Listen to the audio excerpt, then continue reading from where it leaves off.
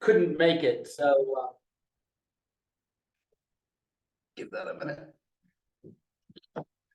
So we take that your continued participation is you're all right with the recording. When we get to some Q&A going around the table, if you could please, of course, unmute yourself if possible, maybe put your camera on so we can connect with you. But we do appreciate if there's network problems and you might want to turn your camera off, but at least if you could turn it on as you address the group, we'd appreciate that. Like I said, you can please feel free to introduce yourself in the chat box, yourself and your organization. That chat box dialogue will also be shared as part of the resources on our past events page. So if you share your email or anything because you want to connect with people, you'll be able to access that later. Any private messaging you do within the Zoom, that won't be shared, so you don't have to worry about that if you're connecting with somebody in a private chat. Just like to say, if you're not already an SMP member, we encourage you to join. Membership fees are important to us. Although we are core funded by the Scottish Government, it allows us to do a lot of extra activities, but everyone's welcome regardless, particularly our colleagues, MASP members in Malawi.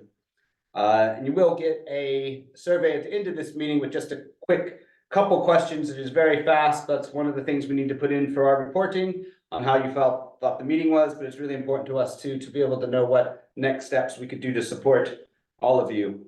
So I'm going to hand over quite swiftly to our guests this morning that are with us. We have Nohara and Richard, both from the Bhubesi Pride Foundation. Nohara is the executive director and based just outside Lilongwe, and is here visiting in the UK and has had a bit of a whirlwind tour I'm sure we'll hear about. And I'm quite jealous because he and Richard are going off to Murrayfield tomorrow for the Six Nations match. So hope the weather improves for that. But we're just going to hand over to them first to share a bit about updates from Bhubesi and what strategic planning they've been working on and other things. So I'll hand over to Nohara first.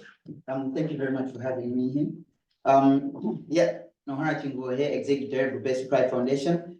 It's been quite a busy few days. The past few days, yesterday just came out from Northampton Saints, where we were able to have some discussions with them on the future of sports for development in Malawi, but as well as other partners as well, seeing how best we can work together to maximize the potential of sports for development in Malawi. So I'll just give you a bit of what we're doing in Malawi and how that is progressing. Probably also speak to some of our partners. I see that we also have Tadala Ngosi in the meeting, who is one of our big partners out in Malawi. We've been working together for quite some time as well. So it's amazing to see her here as well. So yes, as Bhubesi Pride Foundation, our goal is to equip young people with skills and knowledge that can help them overcome their day-to-day challenges. So I believe everyone of us here knows the challenges that Malawi is facing and how it is important to empower young people in Malawi with the right tools so that they overcome those challenges. So we are trying to do that, and one of the ways that we are doing it is through the use of sports for development.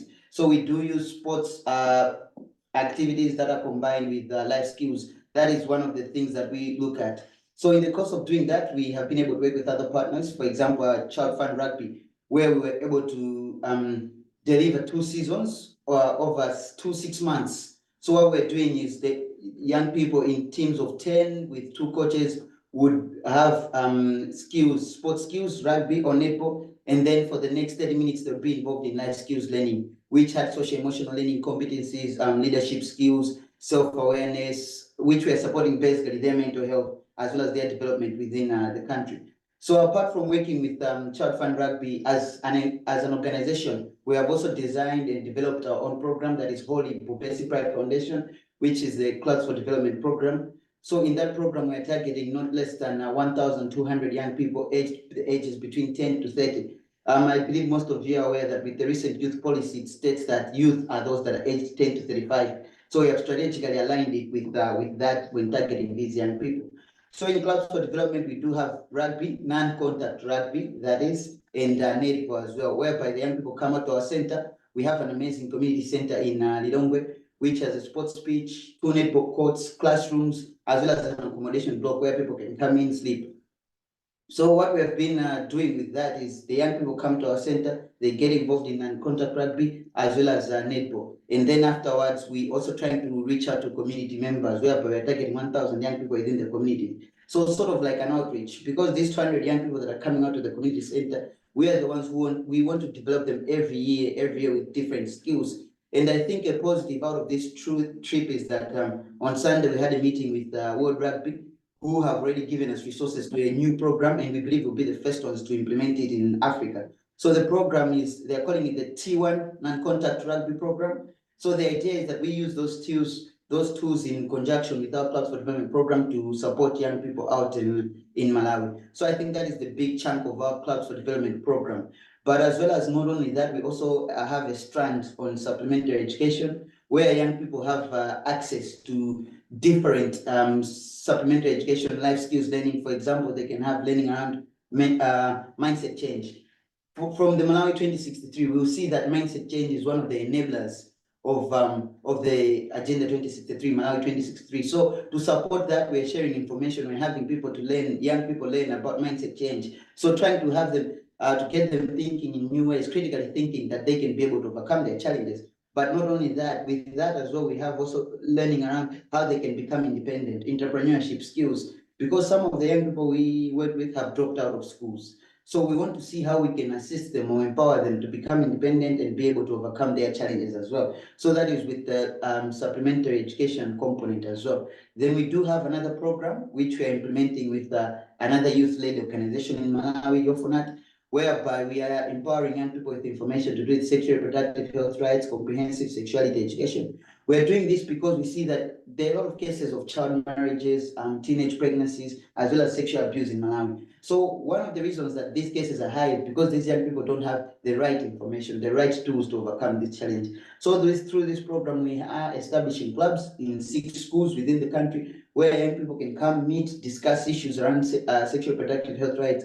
But not only that, some have been trained on how they can make reusable sanitary pads, because to purchase a sanitary pad in any supermarket in Malawi, it's quite expensive, considering how these young people are underprivileged or vulnerable. So we are assisting them with that knowledge.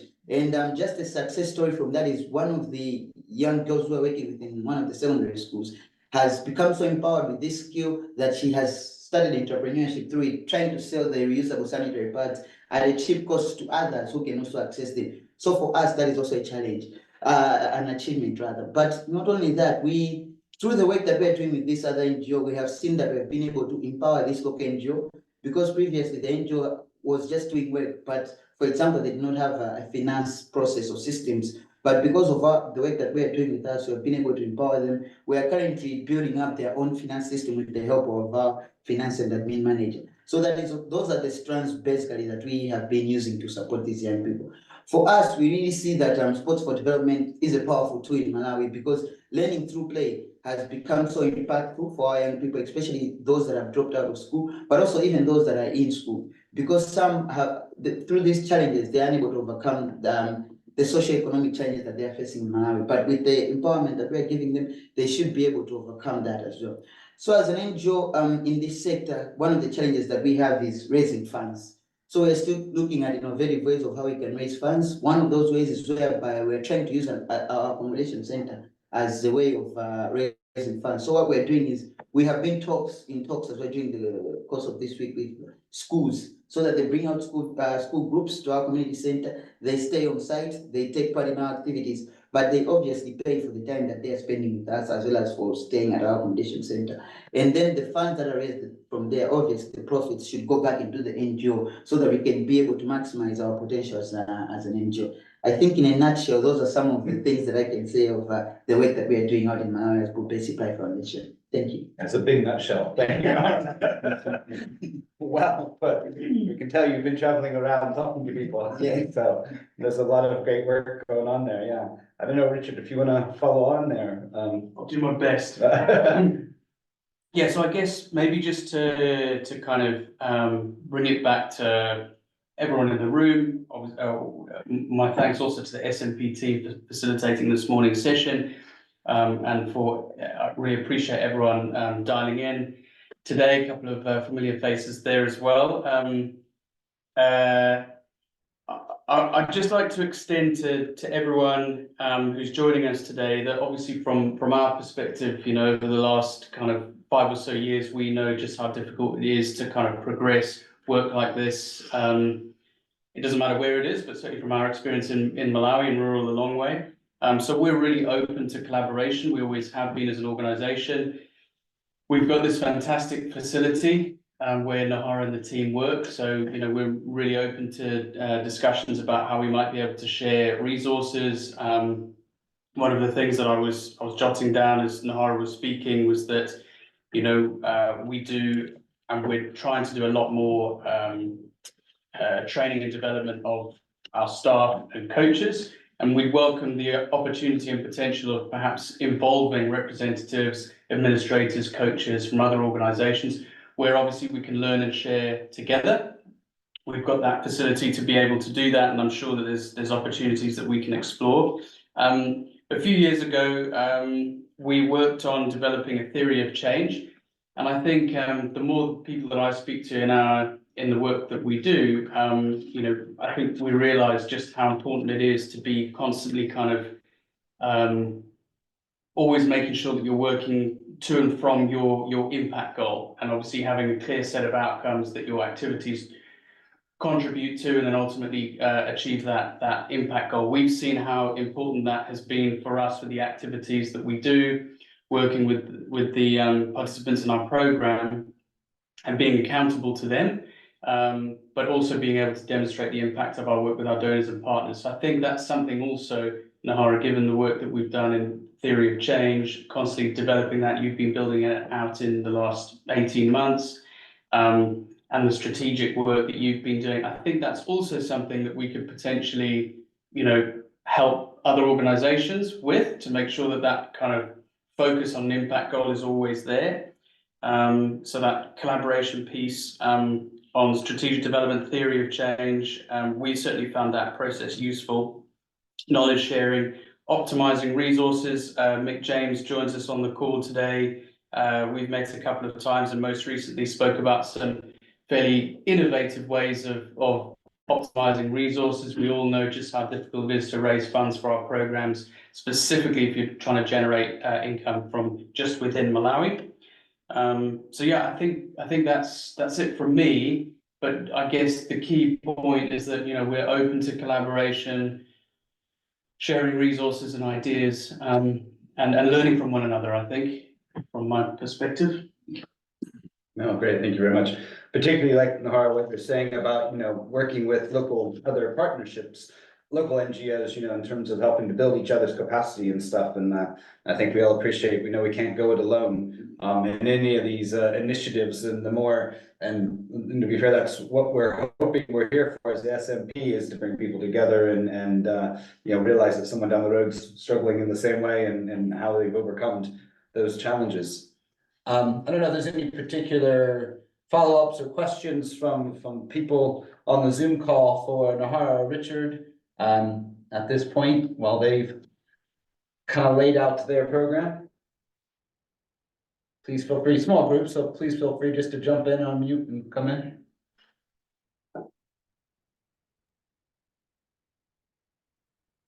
Thanks, Mick. Yeah. Yeah, just to say, really nice to see you, Nohara in the UK. Hope you enjoy your stay here. Hope it gives you kind of feel for what's going on in Scotland. You know, really admire what you guys are trying to do on the ground there in Lilongwe. It's, you know, you've got a great facility available, and I hope that, you know, collectively within this group, we can all start to make some really much deeper connections and start to take a little bit of advantage of your facilities and bring teams down to play games, build a real kind of sense of partnership amongst the groups that are represented here today. Thanks, Mick. Innocent, did you want to come in there?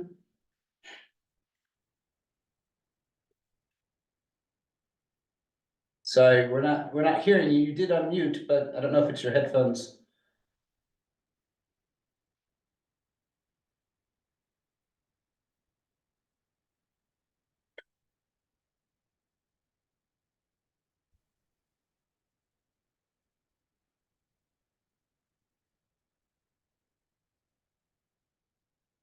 All right. I hope you can hear me now.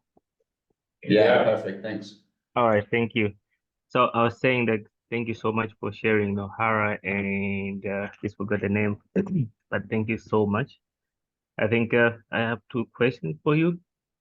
The first one really just to think about like how can sports for development be integrated into other sectors, particularly education. But also I think I've seen on your website you're doing that, but if you can also share more, but also how we can expand it into other sectors of health, gender, and youth empowerment, which you have already shared, but maybe if you could just come on, elaborate more on that so that I can capture what your thoughts are.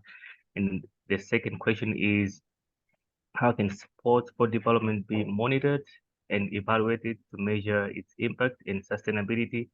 You mentioned about the theory of change, so I think if you can expand more and discuss more on that, I'll be very glad. Thank you. All right, thank you very much. So one of the things indeed we have been looking at is the integration of sports for development in education. So we have also most recently joined Civil Society Education Coalition of Malawi. So what we want is through that network, we should be able to advocate for the integration of sports for development in schools or in other programs. Because at the end of the day, for example, if you look at our PE curriculum, it's all about fitness and sports. So we hope that through joining a Civil Society Education Coalition, we can be able to advocate that it should be part of the curriculum. Also considering that Malawi is currently undergoing that process of curriculum review in the education sector. So we want to be able to showcase the power of sports for development integration into education. But also at the same time, for example, with our work with Child Fund Rugby, we use a curriculum that has proper structures on how to support young people. So we hope that in other fields as well, for example, health, as well as other issues to do with mindset change, we can be able to integrate that into the curriculum so that those issues are also reflected when we are working with the young people.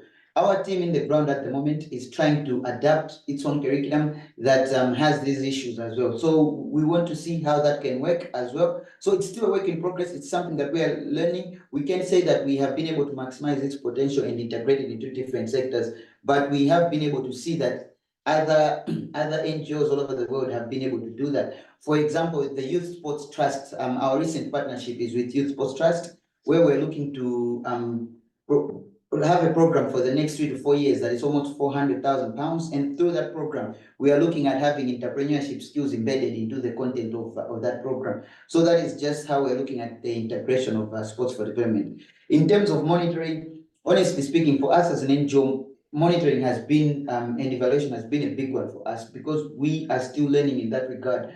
But that has not stopped us. At the moment, we are developing our own tools and our own resources to supporting the monitoring and evaluation of our sport for development activities. And we do welcome any other partners that would be able to support us in that work as well. Because for us, monitoring and evaluation is really amazing because it actually tells you the true story of the impact of sports for development in the work that we are doing. But we have been able to do a lot of monitoring in with the Child Fund Rugby program, whereby we are able to collect data on the impact of the life skills education as well as the sports that the young people are learning. Yeah, I hope that answers your questions. Yeah, fantastic. Thank you so much. And yeah, especially I think we'll be glad to get in touch because we also implemented a project that was funded by the Scottish government through which is called Reaching Our Goals. So we also like impacted like 316 girls with a social emotional learning as well as other skills integrating learning outcomes into the program. So I think we'll be glad to share more on that because we will focus more on learning. So we developed learning products throughout the project. So I think, yeah, we'll be glad to share more on that. Yeah. If I could also add into that as well, in a sense, you referenced the theory of change when you were talking about obviously then being able to monitor the impact that any organization is making. Just, I guess, to put it into context from our perspective, and I think it sort of helps us from a planning and delivery and review perspective, and maybe for other organizations as well, is that when you set out a theory of change, you know, that's kind of a, you know, what great looks like, you know? And at the moment, so, you know, rugby and netball are our two sports. We're doing the best we can with those two sports, but there's so much more that we could do. And then on the supplementary education piece, there's so many components that we want to engage young people in from age 10, 11 up to 30, 35, Nohara. Yeah. But, you know, we're barely scratching the surface there, aren't we? You know, so longer term, we want to be able to build out those components.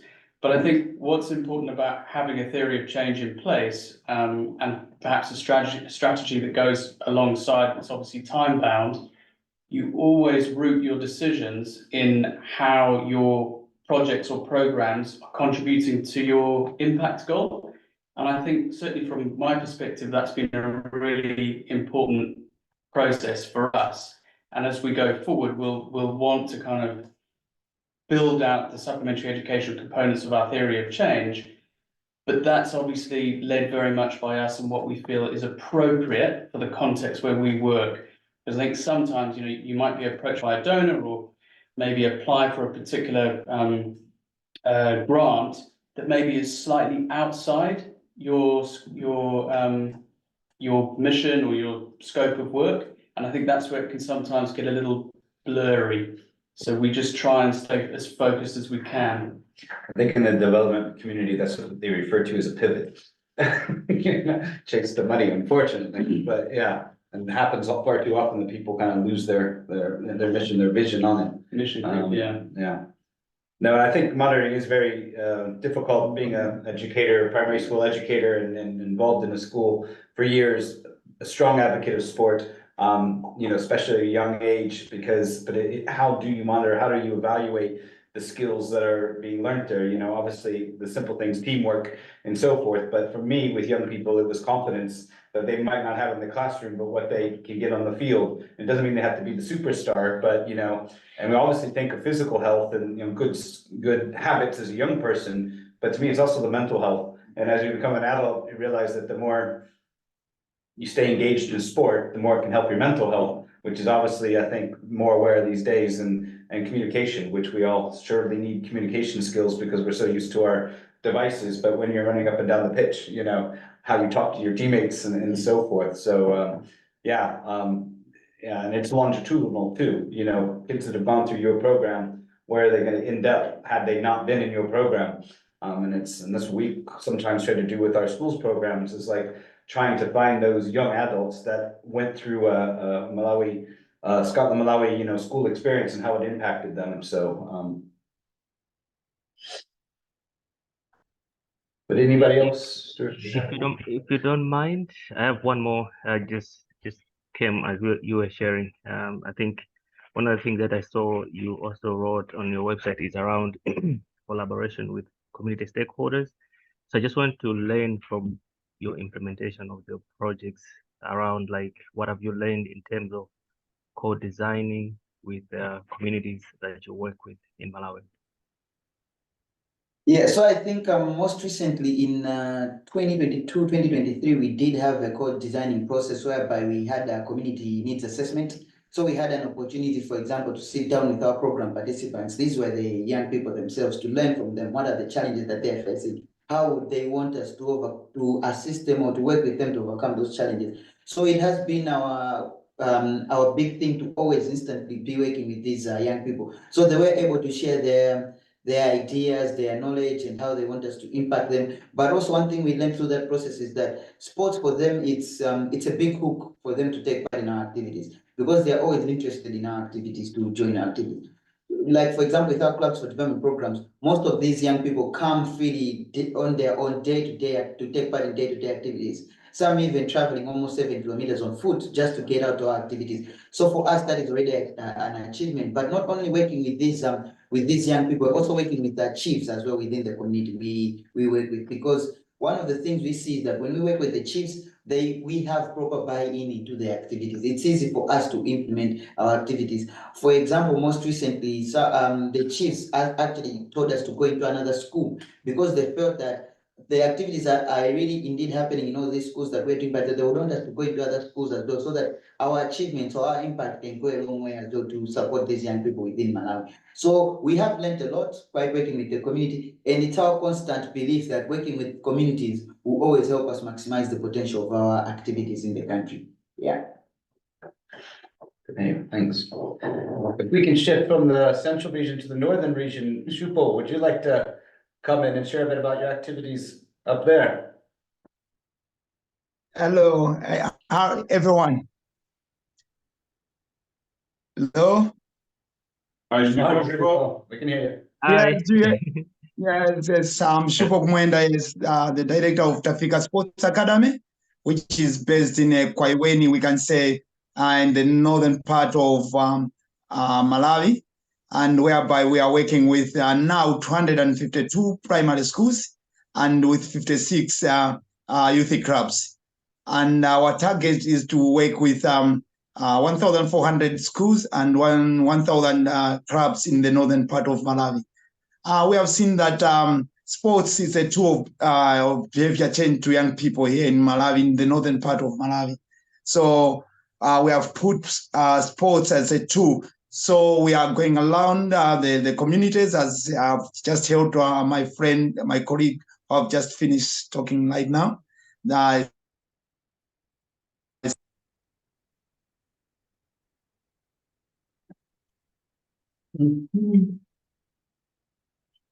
northern region. There goes. Yeah, for the girls, and for the football, we have just sent some guys to under 15 national team, and also they have been participating in a big league here in the northern region. We call it SIMSO, which is a Northern Region League, and Tafika went up to the position 3 when the FDH Cup, and also in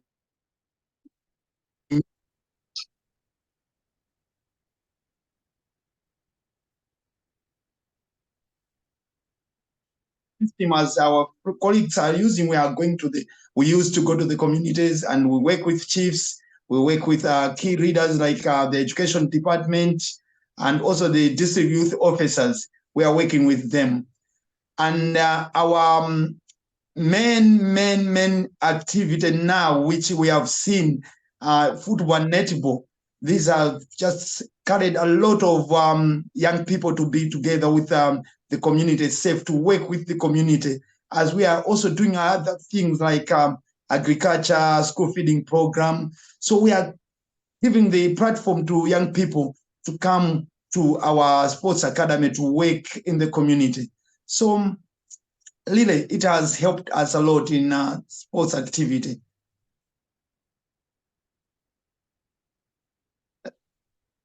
Excellent. Thanks for that update, Chupo. Your audio is a little bit in and out, but I think we got the majority of it. So, Yeah. Tadala, would you like to come in? I see your hands raised there. Please feel free. Hi, everybody. Hope you can hear me. Yes, we can. Hello, good to see Nohara out there. Hi, Nohara. Hi, Richard. And yeah, good to be back again on this platform. I think my first time was last year. I met a few of you over there. So Much Foundation, well, I think I introduced myself in the chat box, so but I can still go ahead and say it. Much Foundation is a sports for development organization. Also, just like Nohara said, pretty much a lot of our programming areas might seem like they are linked in a different way, but somehow we are doing the same kind of work on the ground. So we're working based in Lilongwe right now, and in a few months we'll also be branching to the eastern region in Machinga and Mangochi, as well as the south in Blantyre for a project we're working with the USAID. Which is what Nohara said, to make sure sports is being revived in the schools. So we'll be going out there as part of after school programs where we are mentoring through sports in a life skill setup.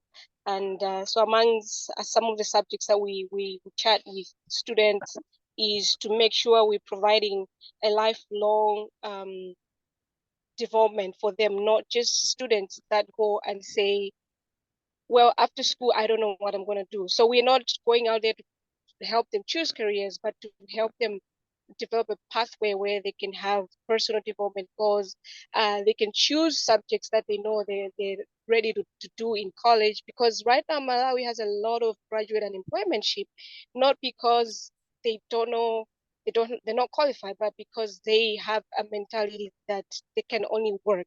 So we have this program in schools where we allowing students to have entrepreneurship skills, just like what Nohara also mentioned somewhere. And then through that, we are providing a startup for the most outstanding ideas for those students. And so we've done that last year in Lilongwe only, but now we are growing to go out in those other 3 districts that I've mentioned. And also last year, I'd mentioned that we were building a school. We completed that school and it started in September last year. And now we have a full primary school based at Airwing in Lilongwe. We have 294 students, and it's also like a tennis center where we have tennis courts. Now we're building a basketball court, and very soon we'll also use it as a netball court.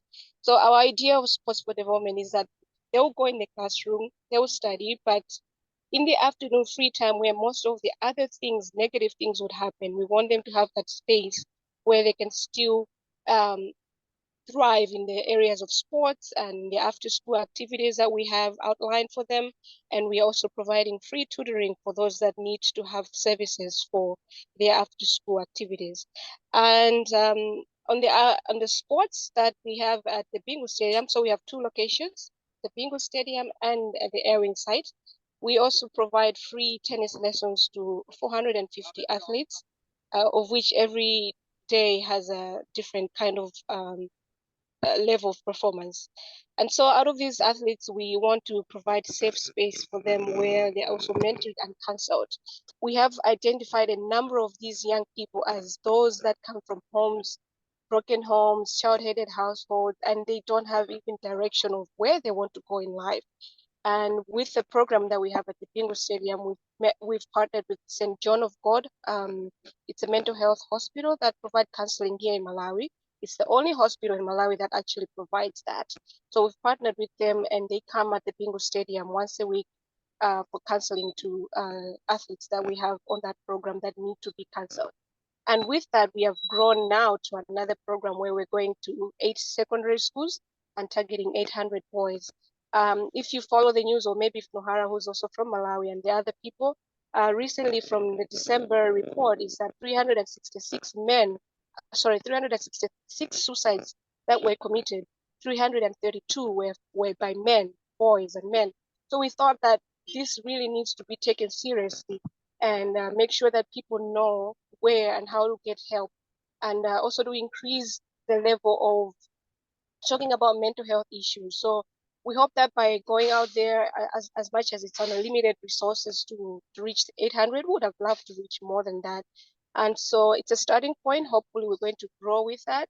So yeah, in a nutshell, Match Foundation it's just like what Nohara said. We're doing pretty much a lot of similar things, working in the same spaces, making sure education is also provided. And the sports, as we're talking for us as Match Foundation, we've also enticed the Ministry of Education to say, let's bring back sports as a physical education activity, not just as something on a work plan, on a lesson plan, but something that really has to take place in the schools. So that's one thing that we've done in the 11 schools that we've been to. And one more thing, our athletes, now we have 4 athletes that are on the national team. So they'll be traveling to Ghana in March, and also traveling to Namibia and Mozambique in March. So these are athletes that didn't know how to play tennis 2 years ago. And with the training they get every day at the Bingu Stadium, they've managed to get there and play nationals and beat people they've been playing for over 6-7 years, and now they're on the national team. So that's something exciting for us. Thank you.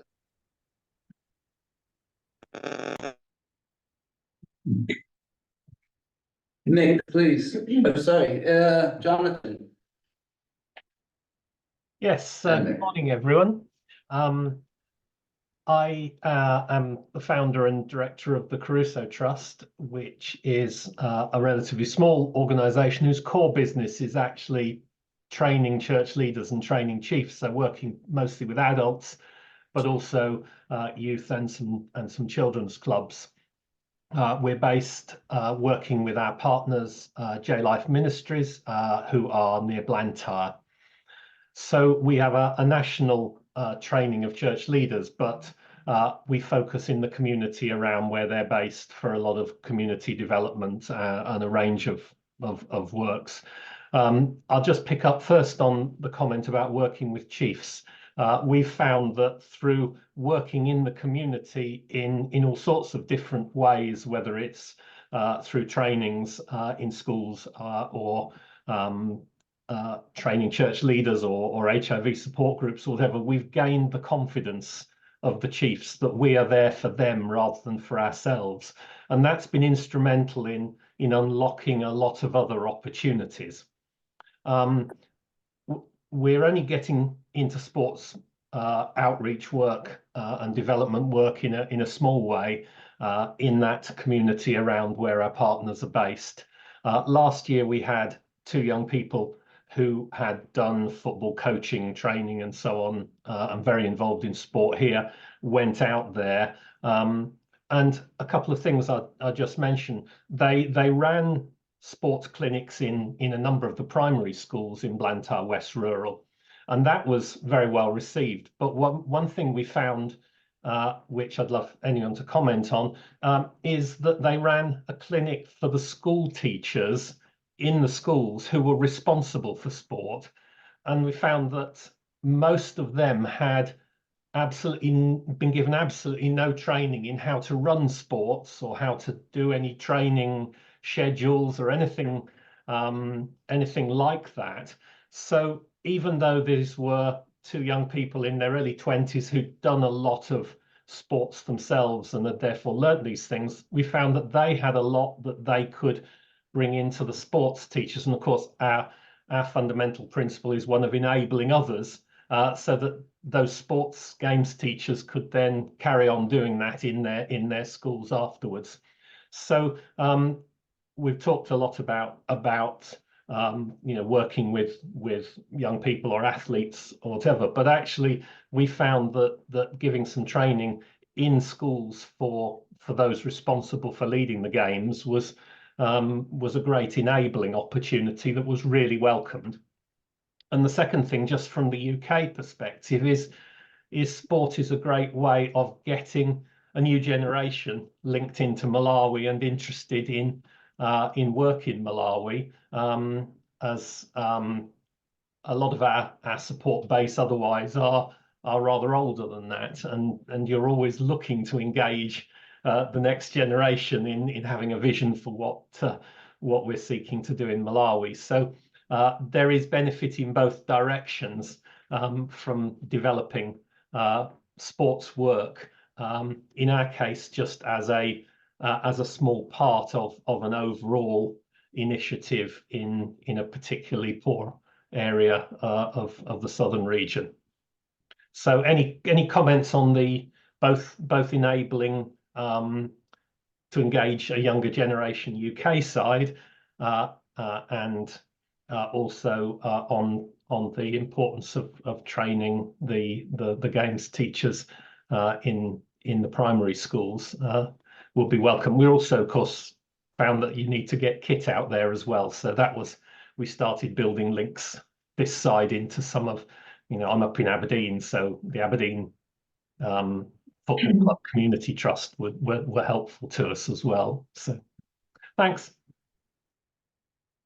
Yeah, I think to that point about training the teachers, I think that is really a core point of the work that we are doing in the sports for development sector. It's really important to do that. And one of the things we are looking forward to do is in the next few months, as we start working with Youth Sport Trust International, is that we want to go out into the schools and actually train teachers in these sports for development activities, because at the end of the day, we see that will be easier to support the young ones that are actually in this school. And it also sort of brings out that sustainability aspect, because it means when we train the teachers will be able to continue the work even if we are not there anymore, because that is the most important part. And one of the things is sports, we should realize, I think, that sports in Malawi is generally just looked at as a hobby or as just something to keep people busy. But I think with the forums that we're discussing here, what we're seeing is sports can actually be used to empower these young people, which I think for us as Malawi, it will go a long way in our quest for developing the country, because it's a trickle-down effect at the end of the day. The teachers train the young ones, then the young ones can also be able to share that information with others. For example, in our program, we see that through the children that we've worked with, other children want to be involved. The ones that are not involved right away feel a bit left out, because it's like they want to be involved in these activities, but they have not been given that chance. So yeah, I totally agree with you. It's very important that we also support the teachers or any other young leaders that are there in the community to empower the young people through sports for development. Yeah. Can I come Just in? to jump in. Sorry, Tadala, go ahead. Yeah, I want us also to just add on that as we plan to train teachers, let's also think of inclusiveness for students that are that have disabilities in a way, or whether it's intellectual disability or physical disability. Just because a lot of times we have these activities that might not allow everybody to participate, but it's very important to have, as we train teachers, also have maybe special needs teachers included, so that as we go out, as we leave those places, we are rest assured that there will be teachers that can also look after those students that have disabilities. So I just wanted to add that. No, that's good. And we are aware of the curriculum review that is happening in Malawi. So I think it's really, really good that, you know, your institutions are engaging the ministry there and making sure that, you know, sport for development is embedded going forward, because it's often an area we know that receives, you know, when they're going to cut back, it'll always be things, the sports and the arts and stuff. But when sometimes, especially with sports, it can be some of the most economical activities that you can do for big returns in terms of, you know, like we spoke about earlier. Nick, are you still got your hand up there? Please come on. Yeah, thank you very much. So first of all, Jonathan, just to come back to you with a couple of observations. So if you want to move stuff out to Malawi, send it through Banana Box.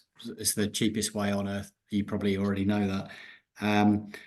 In terms of engaging schools in your local area, we kind of are working with some of the Edinburgh schools coordinators to try and bring messages about sports and sports involvement into schools, and in particular the way we're leading with that is through the Shusha Malawi initiative that we've got. So asking and encouraging students in schools to donate their used training shoes, and that's the start point of a way to kind of feed into building an engagement around that and talking about sports in other countries. And then the third thing is, for you up in Aberdeen, thinking about things like your local university. So we already started a partnership with a medical school at Aberdeen. And so to put the elective year operation in Malawi in front of all of the med students. So that's something that's kind of part of what they kind of pitch to med students now. And in a similar way, you're about to have kind of sports science students taking place there, and also really active people within the sports community within the university, all of whom are going to be looking for potentially for a year out at the end of their university studies. So great opportunity to link there to kind of get people, you know, coaches who are interested to go and work abroad, who have those skills already and are happy to go and volunteer for the experience of being able to go and do that. So that's some kind of things maybe for you to think about. I guess kind of in the broader context, you know, myself and Ray, you know, and Alex and Lucy previously, and also Walt, who works in Strathclyde, we've got a kind of little mini group of people who are interested in this kind of thing. So really happy to kind of just involve anyone who's got an interest on the kind of Scottish-based side and just share ideas in that forum, and where everybody on this side are totally open to working together. My original question though was for the folks in Malawi. So I guess we've got Tadala and Innocent and also Nohara. You're all working in Lilongwe. Have you ever spoken to each other before, or do you ever get together to talk about what you're all doing? Yeah, so I think I can speak for myself and Tadala. We have been in talks for quite some time, and Tadala has been one of us consultants on the work that we're doing. So yeah, myself and Tadala, we have been in touch. We have been working together.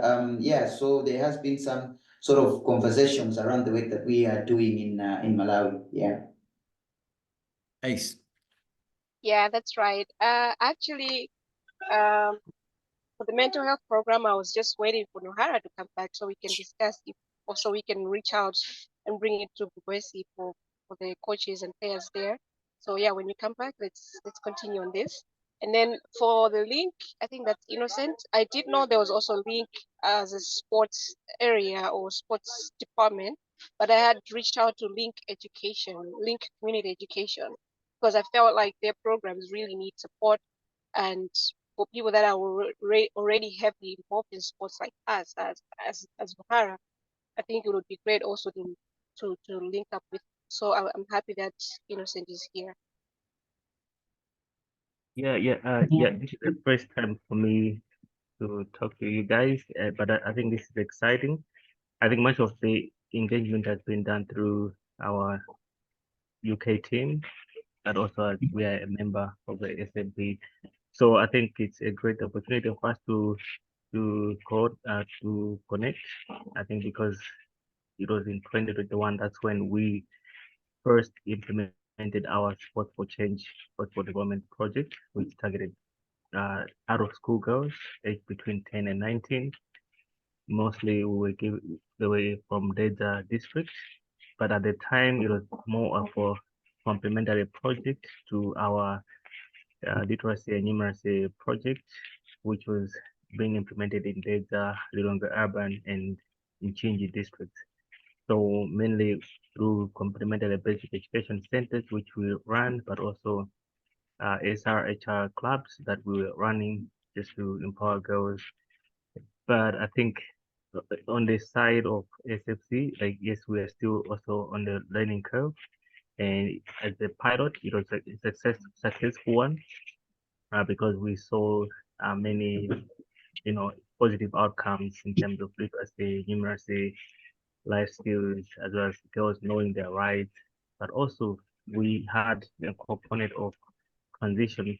Those who wanted to go into further education went back to primary school, and we offered them school parks. And then for those who were not interested because maybe they felt like they were older, we offered them opportunities to learn skills like soap making, shoe making, as well as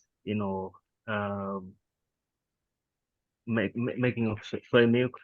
So that was also a success, and I think there's a lot that we can share with our colleagues, and I think this is the best platform that we can connect. Yes. Hello.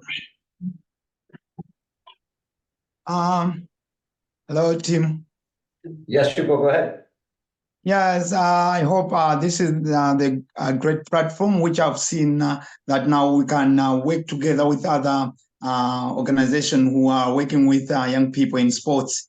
So I would like to ask the team from Lilongwe if Tafika sometime can make an arrangement to come and see what you are doing. And also you from Lilongwe, you can come and see what Tafika is doing, and we can work a big relationship so that we can see and improve wherever we are weak, and see our challenges, and to make sure that young people are getting full support on the sports activities.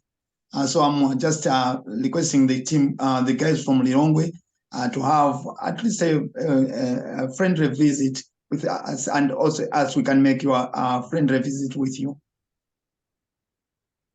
That'd be I would like to fantastic. come in. Sorry, through you. I wanted to say to Shupo that we are actually on a planned trip to come to Maloto, which is somewhere in Zuzu, for a visit. So it'd be nice to meet you when we come. That will be the last week of March. So maybe we share emails, and then we can come over, and then you can also come. Yeah. That's great. Yes, please go ahead, Richard. So just a quick, conscious of time, and I'm hoping I can get this question, maybe get some input from those that would like to share. But just picking up on some of what you were saying, Tadala, and I'm conscious that when I'm next to Malawi, we definitely need to have a hit on the tennis court. and also what Innocent, some of the questions you were asking earlier. I just wanted to get your views from your experience. So obviously we're very conscious of the power of sport, using it as a tool for development with the communities that we work with, and we have our own set of outcomes that we are seeking to more and more contribute to, whether that's obviously getting young people involved in sport, health and well-being, gender equality, developing social and emotional core competencies. And I wondered if there were specific outcomes that from your experience you felt maybe there was 2 or 3 that you see are consistently outcomes that you feel are hugely attainable, but also particularly valuable in Malawi through the use of sport. That was my first question. Any thoughts on that? And then also the theme of leadership has come up a few times in today's conversation. And I wondered what the value of that was in a Malawian context, developing youth leaders. It's one of our targeted outcomes, and some of the experience that you've had around that and the value of developing young leaders and Malawi's future leaders. And also just conscious, Dom from Orbis, seeing you on the call from some of the meetings that we've had this week. There's been a number of kind of light bulb moments with some of the conversations we've had with international stakeholders who would want to help with that process of developing leaders in Malawi, and potentially even when we bring groups out to Malawi, having those shared experiences of developing leaders with those groups of people who come out to Malawi as well. So there could be some nice synergy there. So just wondered, yeah, any feedback on that, intended outcomes and the value of leadership in developing young people in Malawi. While you're thinking on that, I just wanted to go back to, I think it was a point Jadala made about volunteering, which I think is very important. And you guys were talking about, mindset, changing of mindsets. And unfortunate that Liam left us from the group, because I was going to call on him and speak on behalf of the McConnell Foundation, because they did hold an online volunteering conference several months ago. And Lord McConnell will be going to Malawi in the coming weeks and trying to do some engagement so that they can help provide some volunteering guidelines. So also a sector, I think, for all your organizations who host volunteers would be good to feed into that kind of process that they're going through in terms of, I think the problem is they really want to hear from the people who are receiving volunteers, on the ground, not the people who are sending the volunteers, and not even necessarily volunteers themselves, but what are the benefits and drawbacks and challenges of hosting volunteers, and how's it valuable and how it maybe is harmful. But just throwing that out there, unfortunately, like I said, Liam's not here to speak to that. A lot of people have talked about community engagement and the chiefs and so forth. Peter Jaya is doing an internship with us at the moment through the University of Glasgow, and he's working on a community engagement, for lack of a better word, hopefully a toolkit. So we're putting him in touch with a lot of our members who do community engagement on how best to do that, being a linguist. So we've already put him in contact with lots of members, but that idea of working with chiefs and getting their support and confidence, I'm sure he's aware of, but is a very good part to think about when you're thinking about the engagement there. Sometimes I think people do go in and just get busy and don't always talk to all the stakeholders, and then all of a sudden people are like, where'd you come from? What are you doing? Kind of thing, and can put people's backs up. But and finally, for me, I just want to say it's great to hear that these connections, sitting in a small little office in the Edinburgh City Chambers, that we can introduce the North from the South, and takes Nohara to be here to meet Innocent and so forth. So that's fantastic. Sorry to pull away from your few questions there, Richard, but just wanted to sum up a bit, bearing in mind we've got about 5 minutes left, because Nohara and Richard have an appointment down at Murrayfield, like we said, within the hour. So we appreciate it. But yeah, we have a couple minutes. If anybody would like to have some epiphanies, we'd love to hear them. Can I just come in on this, because I've been spending about the last probably 35 years of my life actually involved in coaching and that, and I think when it comes to leadership, it's actually giving the players, the athletes themselves ownership. It's not being led by a coach, it's actually being developed by a coach. It's actually, I used to get my own athletes when I coached rugby to actually do the warm-up. I used to get them to take it rather than me taking it, for these sort of things, I used to get them to feed back to themselves, to the rest of the group about that, and that's where you develop leadership. For that, it's when you actually trust people to do things for themselves. And if they're not learning from mistakes, then they're going to be struggling to be an effective leader. But the ones who do learn from making mistakes, they're the ones that will actually start to lead the team. And it's nothing to do with being a captain of a team. Everybody on the pitch, to me, is a leader. You know, they've got to take responsibility for their own performance. And that's where I would put that one back. And it's trying to give it this empowerment you're talking about earlier, Nohara. It's about giving them the opportunity to take responsibility for themselves. And that's where you can develop real leadership within sports, I feel. Sure. Hi everybody, Stuart from the team of the Scotland Malawi Partnership. Fantastic to hear and read in the chat so many collaborations and links being made. I just wanted to come back very quickly on your question, Lucy, about mapping of who's doing what, where, and with whom in Malawi. We do have a database for members, and we rely on members to update that with, I think it would be fair to say, mixed success. And in the follow-up to this meeting, we'll send links to the chat and the recording. And I'd like to suggest that we also send a link to the website where you can see where there's an opportunity to create a mini profile of what you're doing in sport and development. And from that, we could have 14 profiles which we can start to actively promote to make sure that there's awareness of that and hopefully build upon that.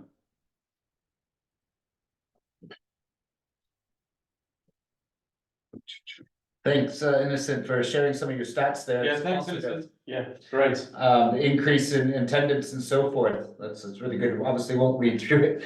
Everyone can see it. So Yeah, that's so great to see. Thanks. Yeah. So those are some of the key outcomes that we can share for now. But yeah, as I mentioned, we'll be glad to share more because yeah, we are also heavy on inclusion and safeguarding. So I think there was a mention by Tadala. We worked closely with special needs education teachers, which helped our sports facilitators to do a good job. But also, we saw the increase in the community, especially parents supporting those to go and do netball. So we infused netball and learning outcomes as well as life skills through the program. So I think those are the key areas I can highlight for now. But I think that's why I was asking the question about co-designing and learning, because during the program, when I talk about inclusion, we noticed that those who had disabilities were left out because we're not participating. So through learning together with the communities, brilliant ideas came up. So for example, the introduction of board games. So that was exciting. That allowed everybody to participate. But also we learned that, everybody can participate in sports through by playing different roles. For example, if one cannot, play actual netball, but they can actually, play a role like a referee or somebody who is out there helping those who are injured or, just cheering and stuff like that. So really working with the communities was exciting because it also helped us to deal with some of the negative social norms, cultural norms like, Gulawankulu, happening at the same time where girls have to go to school. So I think chiefs were so important in mitigating that by, changing the time that Gulawankulu has to go out. So it was so exciting. So yeah, I think in short, that's what I can say. no, thank you very much, Innocent, for joining us and for sharing today. Good to have you part of the fold in terms of the sport. I'm assuming it's Patricio from Play Soccer Malawi. Yeah, fair enough. We had a meeting a year ago, and your question in the chat, how we move forward as a group. So as we said, from the Scotland Malawi Partnership and with our colleagues in the Malawi Scotland Partnership, what we're hoping is that you have made some contacts today and can contact each other. Great invitation from Shupo and Tadala to meet up and join, and that's what we rely on, from our side as a membership network that's unfortunately probably the best we can do is bring people together and let these synergies occur. And we feels like that's happened again, and we're more than happy to call these meetings as often as they're useful. But there's also, we want to make sure there's some time where people have some new lessons to learn and share when they meet up. So we're led by yourselves. And as I said, probably, within a half hour or so, you'll receive that evaluation. So if there's any thoughts you couldn't share in the chat today, please send them through to us, and we'll make that available on the past events page. And we'll also be using your registration today, as a database for us to contact you in the future when there's relevant sport development events and meetings and opportunities that we come across.